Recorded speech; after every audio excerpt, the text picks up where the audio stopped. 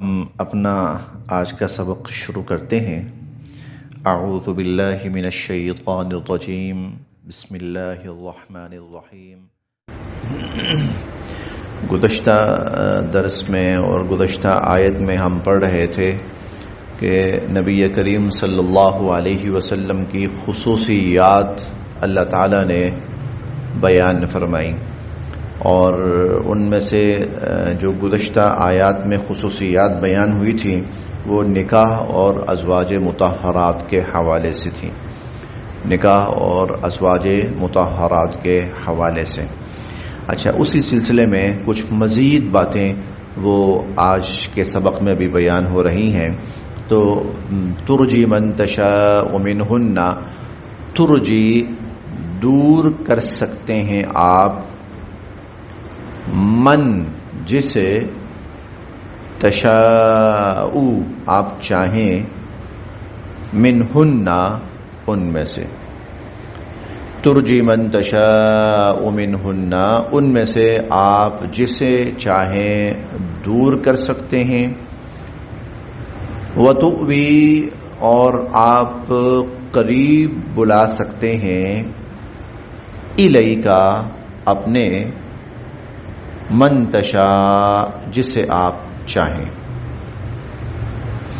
ترجی من تشاء منہن ان ازواج مطہرات میں سے جسے آپ چاہیں دور کر سکتے ہیں، وتؤوی الیک من تشاء اور جسے چاہیں آپ اپنے قریب بلا سکتے ہیں۔ حضور علیہ الصلوۃ والسلام کی ازواج مطہرات ایک سے زائد تھیں، اور جب کسی شخص کی بیویاں ایک سے زائد ہوں تو جتنی بھی ہوں، 2 ہوں، 3 ہوں، 4 ہوں، تو ان کے درمیان مساوات ضروری ہے۔ ہر چیز میں مساوات ضروری ہے۔ مساوات کس طرح کہ جتنا ٹائم ایک کو دے اتنا ٹائم دوسری کو دے، اتنا ٹائم تیسری کو دے، اتنا ٹائم چوتھی کو دے، اور جس طرح کا سٹینڈرڈ ایک کو دے رہا ہے اسی طرح کا دوسری کو دے، اسی طرح کا تیسری کو دے، اسی طرح کا چوتھی کو دے۔ یہ عام لوگوں کے لیے اصول ہے، لیکن نبی کریم صلی اللہ علیہ وسلم کی یہاں خصوصیت بیان فرمائی گئی کہ آپ اس مساوات سے مستثنا ہیں۔ آپ کسی بیوی کو نہیں ٹائم دیتے، ٹھیک ہے، آپ کسی بیوی کو ٹائم دیتے ہیں، ٹھیک ہے، ترجی من تشاء منہن جس کو چاہیں آپ دور کیا، یعنی اس کو ٹائم نہیں دیا، آپ نے نہیں دے رہے، آپ کے لیے جائز ہے۔ وتؤوی الیک من تشاء جسے چاہیں اپنے پاس بلا رہے ہیں، آپ کے لیے جائز ہے، آپ کو اختیار ہے اس کا۔ یہ اختیار تھا، حکم نہیں تھا، حکم نہیں تھا، اختیار تھا، یعنی اگر آپ ایسا کرنا چاہیں تو کر سکتے ہیں، لیکن حضور علیہ الصلوۃ والسلام نے اپنی پوری حیات مبارکہ میں کبھی ایسا نہیں کیا، بلکہ آپ نے جو وقت متعین کیے ہوئے تھے ازواج مطہرات کے لیے، آپ ان اوقات میں ازواج مطہرات کے پاس، سب کے پاس جاتے تھے۔ ہاں، صرف اتنا ہوا کہ جب آپ کے آخری ایام آئے اور آپ کی طبیعت خراب ہو گئی بہت زیادہ، اور آپ کے لیے نقل و حمل، چلنا پھرنا وہ ممکن نہیں رہا، تو پھر آپ نے بقیہ ازواج مطہرات سے باقاعدہ اس چیز کی رخصت لی، اجازت لی کہ اگر تم اجازت دو تو میں عائشہ صدیقہ کے گھر منتقل ہو جاؤں، اور اب میں وہیں پہ رہا کروں گا، جس نے مجھ سے ملنا ہو وہ وہاں آ جایا کرے۔ یہ باقاعدہ اجازت لی حضور علیہ الصلوۃ والسلام نے، بخوشی انہوں نے کہا جی جیسے آپ کو آسانی ہے، لیکن اللہ تعالیٰ نے حضور علیہ الصلوۃ والسلام کو یہ رخصت دی، ترجی من تشاء منہن جسے چاہیں اپنے آپ سے دور کر سکتے ہیں کہ بھئی وہ آپ کے پاس نہیں آئے گی یا آپ اس کے پاس نہیں جائیں گے۔ وتؤوی الیک من تشاء جسے چاہیں آپ اپنے قریب کر سکتے ہیں کہ آپ اس کے پاس جائیں، وہ آپ کے پاس آئے۔ ومن اور جسے، ابتغیت آپ طلب کریں، اور جس کو آپ طلب کریں، ممن ان میں سے، عزلتا جس کو آپ نے دور کر دیا تھا۔ آپ کسی بیوی کو نہیں ٹائم دیتے، پھر آپ چاہتے ہیں کہ نہیں اب میں اس کو ٹائم دوں، یا آپ اس کے پاس نہیں جاتے، پھر آپ سوچتے ہیں کہ نہیں میں جاتا ہوں اس کے پاس، فلا جناح علیک، تو کوئی گناہ نہیں آپ پر، کوئی حرج نہیں. ومن ابتغیت ممن عزلت، جسے آپ نے دور کر دیا تھا، پھر اگر اسے آپ اپنے پاس بلائیں، فلا جناح علیک، تب بھی آپ پر کوئی حرج نہیں. ہاں ایک چیز اور تھی، حضرت سودا بنت زمعہ رضی اللہ عنہا یہ دوسری زوجہ محترمہ تھی حضرت خدیجۃ الکبریٰ کے بعد، ان کے بعد دوسرا نکاح ان سے ہوا تھا، لیکن یہ بڑی عمر کی تھی، کافی بڑی عمر کی یہ خاتون تھی. تو انہوں نے حضور علیہ الصلوۃ والسلام سے کہا، اللہ کے نبی میں تو بوڑھی ہو گئی ہوں، اب میری تو کوئی ایسی حاجت ہے نہیں، بس کبھی کبھار آپ کے پاس بیٹھ جائے کروں یا آپ سے ملاقات ہو جائے کرے تو ہو جائے کرے، باقی جو مخصوص ٹائم آپ مجھے دیتے ہیں میں وہ ٹائم عائشہ کے حق میں کر دیتی ہوں، آپ اس وقت میرے پاس آنے کے بجائے اگر وہاں تشریف لے جایا کریں تو مجھے کوئی اعتراض نہیں. حضرت سودا بنت زمعہ انہوں نے خود حضور علیہ الصلوۃ والسلام سے، لیکن اس کے باوجود بھی حضور علیہ الصلوۃ والسلام ان کے پاس جایا کرتے تھے، لیکن یہ ہوتا تھا کہ زیادہ وقت اب ان کا جو وقت تھا وہ عائشہ رضی اللہ، کیونکہ انہوں نے خود یہ وقت حضرت عائشہ رضی اللہ عنہا کے لیے خالی کر دیا تھا. ذالک، یہ اس لیے، ادنا، کم از کم فائدہ یہ یا کم از کم اس میں یہ حکمت ہے، ان تقر، کہ ٹھنڈی رہیں، اعینہن، ان کی آنکھیں، ان تقر اعینہن، کہ ان کی آنکھیں ٹھنڈی رہیں، ولا یحزن، اور وہ غمگین نہ ہوں، ویرضین، اور وہ راضی رہیں، بما، اس پر، آتیتہن، جو آپ ان کو دیں، کلہن، سب کو، ان سب کو جو آپ دیں وہ اس پر راضی رہیں. پھر دیکھیں اس کو، ذالک ادنا، اس کا کم از کم حکمت اور فائدہ یہ ہے، ان تقر اعینہن، کہ ان کی آنکھیں ٹھنڈی رہیں یعنی وہ مطمئن رہیں، ولا یحزن، وہ غمگین نہ ہوں، ویرضین بما آتیتہن کلہن، اور انہیں آپ جو بھی دیں وہ اس پر راضی رہیں. اس جملے کا مطلب یہ ہے، چونکہ ذرا تھوڑے سے گہرے جملے ہیں، کہ ازواج مطہرات کا آپ پر حق نہیں ہے، ازواج مطہرات کا آپ پر حق نہیں ہے کہ آپ پابند ہوں ان کو وقت دینے کے، نہ، ازواج مطہرات کا آپ پر، عام میاں بیوی میں یہ ہے، بیوی تقاضا کر سکتی ہے، میرا حق ہے، مجھے میرے حق دو، تقاضا کر سکتی ہے. عام مسلمانوں کے اندر بیوی کسی بھی چیز کا شرعی حدود کے اندر، وقت کا، مال کا، توجہ کا، گھر بار کا، کسی بھی چیز کا مطالبہ کر سکتی ہے.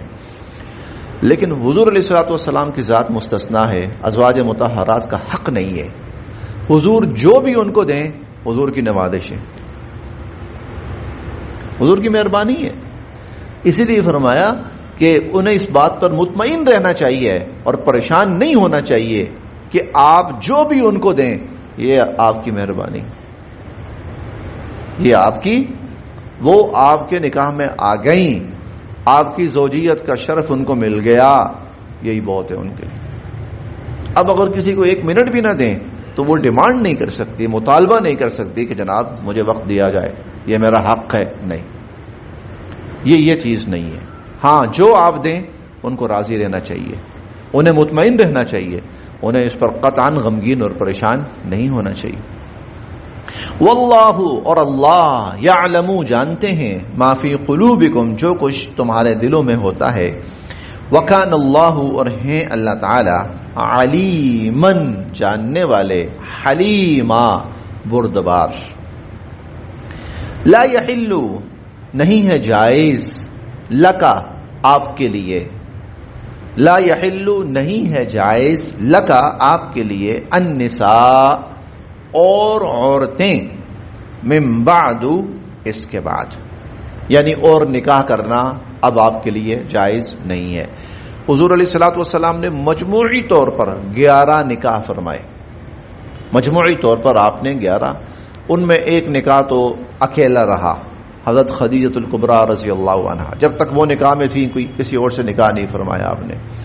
ان کے انتقال کے بعد آپ نے 10 نکاح تو زیادہ فرمائے، لیکن 10 ازواج مطہرات وہ پوری زندگی آپ کے نکاح میں رہیں. یا تو ان کا آپ کی زندگی میں انتقال ہو گیا، یا پھر حضور علیہ الصلوۃ والسلام کا ان کی زندگی میں انتقال ہو گیا. حضرت زینب بنت سرح وہ زوجہ محترمہ تھیں جو حضور کی زندگی میں انتقال کر گئی تھی. حضرت زینب بنت سرح رضی اللہ عنہ حضور کی زندگی میں وہ انتقال کر گئی تھی. اور بقیہ جو 9 ازواج تھیں حضور علیہ الصلوۃ والسلام ان کی زندگی میں دنیا سے پردہ فرما گئے تھے. اچھا، جب یہ تقریباً 11 نکاح ہو گئے پھر اللہ تعالیٰ کی طرف سے پابندی آ گئی، لا یحل لک النساء من بعد. اس کے بعد اب اور عورتوں سے نکاح کرنا آپ کے لیے جائز نہیں. ولا، اور نہ ہی ان تبدل، آپ بدل سکتے ہیں، بہن، ان کو، من ازواج، اور بیویوں سے. نہ ہی آپ ان کو اور بیویوں سے. ایک تو یہ ہے نا کہ چلیں جی تعداد 11 رہے گی، البتہ یہ ہے یا تعداد 9 ہے، جو 9 رہے گی یا 10 رہے گی، البتہ میں یہ کرتا ہوں ایک کو طلاق دے دی، ایک اور سے نکاح کر لیا، ایک کو طلاق دے دی، میں یہ بھی نہیں کرتا. بیویاں بھی یہی اور بیویاں بھی اتنی. ورنہ عام انسان جب تک وہ زندہ ہے وہ 4 کی حد کے اندر رہتے ہوئے نکاح کر سکتا ہے. ایک بیوی فوت ہو گئی دوسری کر سکتا ہے، وہ فوت ہو گئی یا اس کو طلاق دے دی اور کر سکتا ہے. لیکن حضور علیہ الصلوۃ والسلام کے لیے یہاں پر حکم مخصوص ہے کہ لا یحل لک النساء من بعد. اس کے بعد اب آپ کے لیے اور نکاح کرنا جائز نہیں ہے. ولا ان تبدل بہن من ازواج، نہ ہی ان میں سے آپ کسی اور بیوی سے کسی کو تبدیل کر سکتے ہیں. ولو، اور اگرچہ اعجبک، آپ کو کتنا ہی اچھا کیوں نہ لگے، حسنہن، ان کا حسن، چاہے ان کی خوبصورتی، یعنی آپ کو کوئی عورت کتنی ہی پسند کیوں نہ آئے، اب آپ کے لیے کسی اور سے نکاح کرنا جائز نہیں ہے. الا، جی یہ آیات جو ہے نا یہ غالباً کہ فتح مکہ سے پہلے یا فتح مکہ کے قریب قریب نازل ہوئی. یہ آیات بعد میں نازل ہوئی. بہرحال غزوہ جو احزاب پیچھے گزرا ہے یہ آیات اس کے بعد نازل ہوئی. الا ما ملکت یمینک، ہاں باندیاں ہیں اگر وہ اللہ تعالیٰ آپ کو دلواتے ہیں تو وہ آپ رکھ سکتے ہیں. وکانا، اور ہیں، اللہ علی کل شیء، ہر چیز پر، رقیبا، نگہبان، اور اللہ تعالیٰ ہر چیز پر نگہبان ہے. یا ایھا الذین آمنوا، اے ایمان والو. اب یہ جو اگلی آیات آ رہی ہیں ان میں بظاہر خطاب حضور علیہ الصلوۃ والسلام کی ذات کو ہے، لیکن تعلیم عمومی ہے سب کے لیے. یہ معاشرتی تعلیم ہے. آپ جب کہیں جاتے ہیں، کسی کے گھر میں جاتے ہیں، کہیں مہمان بنتے ہیں، تو اس کے لیے کیا اصول، قانون، ضابطے ہونے چاہیے. اللہ تعالیٰ وہ بیان فرما رہے ہیں. یا ایھا الذین آمنوا، اے ایمان والو، لا تدخلوا، نہ جایا کرو، بیوت النبی، نبی صلی اللہ علیہ وسلم کے گھروں میں نہ جایا کرو، نہ داخل ہوا کرو، الا، مگر اس صورت میں، ان یؤذن، کہ بلایا جائے، لکم، تمہیں، الی طعام، کھانے کی طرف. جب کھانے کی دعوت دی جائے، کھانے کے لیے بلایا جائے، تب جایا کرو. ایسا نہ ہو کہ پتہ چلا کہ فلاں گھر میں تو آج لگتا ہے کوئی اسپیشل ڈش بنی ہے، چلو کسی بہانے پہنچ جائیں وہاں پر. وہ بچپن میں کہیں ہم کہانی پڑھا کرتے تھے، جو نئی جنریشن ہے یہ تو شاید نہ پڑھتی ہو، لیمو نچوڑ. وہ ایک آدمی تھا، اس نے لیمو 1-2 رکھے ہوتے تھے، کہیں بھی پہنچ جاتا تھا، جناب آپ کھانا کھا رہے ہیں، میں لیمو نچوڑ دوں. اب ظاہر ہے کہ جب یہ لیمو نچوڑتا تھا تو وہ آدمی مروتاً اس کو بھی کہتا تھا چلو یار تم بھی کھا لو. ہاں جی. تو جب تک کسی کی طرف سے کھانے کی دعوت نہ ہو اس وقت تک خطاب بظاہر حضور علیہ الصلوۃ والسلام کے گھروں کے حوالے سے ہے، لیکن تعلیم عمومی ہے. الا ان یؤذن لکم الی طعام، جب تک تمہیں کھانے کی دعوت نہ ہو. اس لیے جو مخصوص پروگرام ہوتے ہیں، مخصوص پروگرام، مخصوص پروگرام کون سے ہوتے ہیں؟ جیسے آپ نکاح کی تقریب کر لیں، وہ دعوت عام نہیں ہوتی کہ ہر کوئی آئے، مخصوص لوگوں کو دعوت دی گئی ہوتی ہے. یا اسی طرح کی کوئی اور گیدرنگ ہے، 10 12 15 20 افراد، ان کو دعوت دی گئی ہے. یہ مخصوص پروگرام ہے. ان میں جس کو دعوت دی جائے وہ جائے، جس کو دعوت نہ دی جائے اس کے لیے جانا جائز نہیں ہے. عجیب بات ارشاد فرمائی حضور علیہ الصلوۃ والسلام نے، بڑی عجیب، سن بھی لی جائے اور سمجھ بھی لی جائے. آپ نے فرمایا کہ اگر کوئی شخص بغیر دعوت کے کسی کے پروگرام میں گھس جاتا ہے، شامل ہو جاتا ہے، تو آپ نے فرمایا جب وہ جاتا ہے تو چور ہے، اور جب وہ واپس نکلتا ہے کھانا کھا کے تو ڈاکو ہے.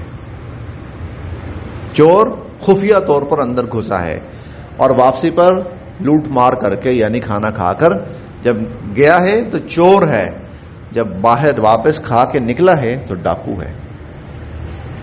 لا تدخلوا بیوت النبی، نہ جایا کرو نبی علیہ الصلوۃ والسلام کے گھروں میں، الا ان یؤذن لکم الی طعام، جب تک کہ تمہیں کھانے کی دعوت نہ دی جائے. نمبر 1. نمبر 2، غیر ناظرین، غیر نہ ناظرین، انتظار کرنا پڑے، اناہو کھانے کے پکنے کا. غیر ناظرین اناہو، کھانے کے پکنے کا انتظار نہ کرنا پڑے. یعنی ایسا نہ ہو کہ تمہیں دعوت تو دی گئی ہے رات کی، تم دوپہر کو جا کر بیٹھ گئے ہو. دعوت ہے رات کی، تم دوپہر کو جا کر بیٹھ گئے ہو. نہیں بھائی، جس وقت کی دعوت ہے اسی وقت پہ جاؤ. ولیکن، اور لیکن، اذا، جب، دعیتم، تمہیں دعوت دی جائے، بلایا جائے، فادخلوا، تو پھر جاؤ. کوئی عذر ہو تو الگ بات ہے، عذر نہ ہو تو دعوت قبول کر لو، پھر جاؤ. فاذا دعیتم، ولیکن اذا دعیتم، لیکن جب تمہیں دعوت دی جائے تو فادخلوا، پھر جاؤ. فاذا، پھر جب، طعمتم، تم کھانا کھا چکو، فانتشروا، تو اب واپس آ جاؤ، اب اٹھ جاؤ. فاذا طعمتم، کھانے کی دعوت تھی، کھانا کھا لیا ہے، چلو اب اٹھ جاؤ. یہ جو ہال کے اندر لائٹ بند کرنا شروع کر دی جاتی ہے نا، وہ یہی ہے. چلو جی کھانا کھا لیا، اٹھیں اب نکلیں. فاذا طعمتم، جب کھانا کھا چکو، فانتشروا، پھر نکل جاؤ. اچھا، ایک چیز اور بھی ہے، وہ ہے بے تکلفی ہوتی ہے کہیں پر، کہ جس میں میزبان بھی برا محسوس نہیں کرتا، اسے اچھا لگتا ہے کہ یہ میرے قریبی ہیں یا بہن بھائی ہیں، تو وہ الگ بات ہے، وہ مستثنا ہے. لیکن جو عمومی معاشرتی جو چیزیں ہیں وہ یہ ہیں. فاذا طعمتم، جب کھانا کھا چکو، فانتشروا، پھر اٹھ جاؤ، پھر واپس چلے جاؤ. ولا، اور نہ، مستأنسین، دل لگا کے بیٹھ جاؤ، لحدیث، باتوں میں، اور باتوں میں جی لگا کر نہ بیٹھ جاؤ. ان، بے شک، ذالکم، ایسا کرنا، کان یؤذی، تکلیف پہنچاتا ہے، النبی، یا نبی کریم صلی اللہ علیہ وسلم کو. ایسا کرنا نبی صلی اللہ علیہ وسلم کو تکلیف پہنچاتا ہے. فیستحیی، لیکن وہ شرم کے مارے نہیں کہتے، منکم، تمہیں. فیستحیی منکم، شرم کے مارے وہ تم سے نہیں کہتے. واللہ، جبکہ اللہ تعالی، لا یستحیی، نہیں حیا فرماتے، من الحق، حق بات کہنے سے. اللہ حق بات کہنے سے نہیں شرماتے. یہ جس بات کی طرف اشارہ کیا گیا ہے وہ یہ کہ نکاح ہوا تھا حضرت زینب بنت جحش کے ساتھ رضی اللہ تعالی عنہا، پیچھے ہم نے پڑھا ہے 2-3 دن پہلے. تو آپ نے صحابہ کرام کے لیے ولیمے کی دعوت دی. اب وہ گھر جو تھا جہاں لوگوں کو بلایا تھا، گھر چھوٹا سا تھا، اور ابھی باقاعدہ پردے کے اتنے واضح احکامات بھی نہیں آئے تھے. تو حضرت زینب رضی اللہ عنہا سے آپ نے کہا کہ آپ تھوڑا سا یوں اندر سے ہو کر بیٹھ جائیں، ٹھیک ہے، یہ لوگ آئیں گے کھانا کھا کے چلے جائیں گے، پھر آپ بھی ریلیکس ہو جائیے گا. جگہ تھوڑی تھی. صحابہ کرام آئے، کھانا کھایا. کھانا کھانے کے بعد کوئی موضوع چل پڑا، باتیں شروع ہو گئی. اب حضور پریشان تھوڑے سے ہو رہے ہیں کہ بھئی یہ لوگ اٹھ جائیں، بس کھانا کھا لیا ہے، جو مقصد تھا وہ پورا ہو گیا ہے، گھر والے بھی ہیں وہ بھی ریلیکس ہو جائیں. صحابہ کرام کا دھیان نہیں رہا، نادانستگی میں ایسا ہوا، جان بوجھ کر وہ لوگ ایسا کرنے والے نہیں تھے. حضور علیہ الصلوۃ والسلام اٹھے، باہر تشریف لے گئے. باہر سے پھر واپس آئے، شاید ان کو خود خیال آ جائے کہ میں جو اٹھ کے باہر جا رہا ہوں، آ رہا ہوں، تو کیا مقصد ہے. لیکن وہ کچھ اس طرح مگن تھے گفتگو میں کہ وہ اس چیز کو محسوس نہیں کر پائے. آپ خاموش ہو گئے. اب مہمان میں نے خود بلائے ہیں, اب میں کیسے ان کو کہوں کہ چلو بھی اٹھو نکلو. تو آپ خاموش رہے, حتیٰ کہ تھوڑی دیر کے بعد جب بات چیت ختم ہو گئی تو پھر صحابہ کرام اٹھے اور چلے گئے. اس پر اللہ تعالیٰ نے یہ جملے نازل فرمائے کہ ایسا کرنا حضور علیہ الصلوۃ والسلام کو بھی تکلیف دیتا ہے اور کئی دفعہ میزبان کو بھی تکلیف دیتا ہے کہ مہمان آ کر بیٹھ گئے, گپیں چھیڑ دی ہیں جی, پاکستان کی جو ہے وہ سیاست اس طرف جا رہی ہے جی, وہ فلاں یہ کر رہا ہے جی, فلاں وہ کر رہا ہے جی. ایک وہ ہمارے بڑے من پسند قسم کے موضوعات ہیں نا, ہم چھیڑ کے بیٹھ جاتے ہیں گھنٹوں گھنٹوں, پھر اس میں لگے رہتے ہیں. تو کھانا کھا لیا ہے تو فانتشروا, اب یہ موضوعات اپنے گھر میں جا کر شروع کرو. ولا مستانسین لحدیث, باتوں میں جی لگا کے نہ بیٹھو. ان ذالکم کان یؤذی النبی, یہ نبی علیہ الصلوۃ والسلام کو ایذا تکلیف پہنچاتی ہے یہ بات. فیستحیی منکم, لیکن وہ شرم کے مارے تم سے نہیں کہتے. لیکن واللہ لا یستحیی من الحق, اللہ حق بات کہنے سے نہیں شرماتے.